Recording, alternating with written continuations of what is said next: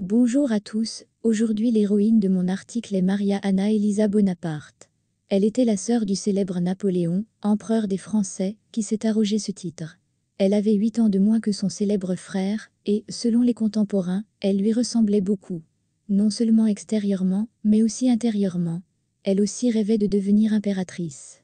Dans ses mémoires sur l'époque napoléonienne, où elle a vécu, la mémorialiste Anna Potoka caractérise ainsi Elisa. Elle ressemblait à son frère par les traits de son visage, mais son expression était beaucoup plus dure.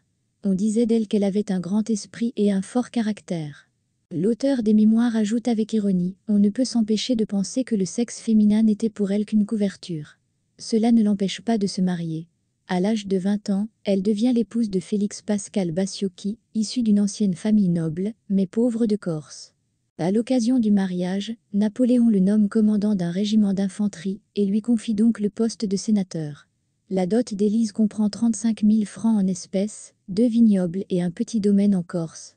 Le couple a eu 4 enfants, dont 2 ont atteint l'âge adulte, un fils et une fille. On peut dire qu'il y a eu un bénéfice mutuel dans ce mariage. Elisa est devenue une femme mariée et Bacciochi a obtenu du pouvoir en retour. Lui-même n'avait pas de grand talent. Comme l'écrit David Stockton, auteur d'un ouvrage biographique sur Bonaparte, à son sujet, formellement, il était militaire, mais à en juger par le fait que, devenu lieutenant subalterne, il n'a atteint le grade de capitaine qu'après 16 ans, il n'était apparemment pas très bon. Mais il jouait très bien du violon. Et, apparemment, il n'était pas ambitieux. Mais sa femme Elisa voulait du pouvoir. Lorsque son frère aîné est devenu empereur des Français, sa sœur a eu droit à une anecdote. Comme tous les membres de la famille, Elisa a reçu le titre d'Altesse impériale et de grande propriété en Italie. Elle devient duchesse de Lucques et de Piombino, puis grande duchesse de Toscane. La duchesse nouvellement nommée renvoie son mari d'une main autoritaire.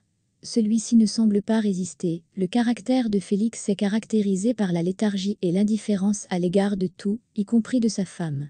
Élise, en revanche, ne s'est pas laissée aller à la plaisanterie. Elle commence à développer l'économie de la région qui lui a été confiée, donne de l'argent aux artistes, aux écrivains et aux musiciens. Les peintres reconnaissants ont créé des portraits de la patronne. C'est pourquoi de nombreux portraits de la princesse ont survécu. À Lucques, elle fit construire un nouveau palais, ouvrit 2 théâtres, des bains et une maison de jeu. Elle instaure un monopole personnel sur la pêche au thon, ouvre des forges et, contre la volonté de Napoléon, s'approprie une entreprise privée sur l'Elbe pour la production de minerais. Je dois dire que Napoléon lui-même était étonné de l'impétuosité de sa sœur. Mais il n'a rien fait pour l'arrêter. Elle était parfaitement maîtresse de son domaine. Mais avec les amants, dont Élise ne manque pas, il se montre cruel. S'il s'aperçoit que l'un d'eux reste longtemps avec sa sœur, il le renvoie hors du pays. Il semble que rien ne puisse abattre cette femme. Elle avait confiance en elle, et en l'amour que lui portaient ses sujets.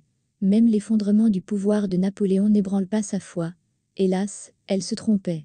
Après la chute de Napoléon, les terres italiennes sont rendues à leurs propriétaires et Élise Bonaparte doit fuir la Toscane. Avec son mari et ses enfants. Et pas seulement fuir, mais avec assez d'argent pour ne pas être pauvre. Après l'évasion de Napoléon de l'île d'Elbe, Élise a été arrêtée. Mais elle fut relâchée et autorisée à s'installer en Istrie, où elle mena une vie sans le sou, entourée de sa cour d'artistes, de musiciens et d'émigrés français de seconde zone. Elisa Bonaparte meurt subitement de la malaria à l'âge de 43 ans. Son mari, Félix Pascal Bacciochi, n'est guère attristé par la mort de sa femme. Il vend ses biens et s'installe à Bologne. Napoléon, quant à lui, vit très mal la mort de sa sœur. Bien qu'il se soit parfois opposé, il la considérait comme lui-même. Merci d'avoir regardé.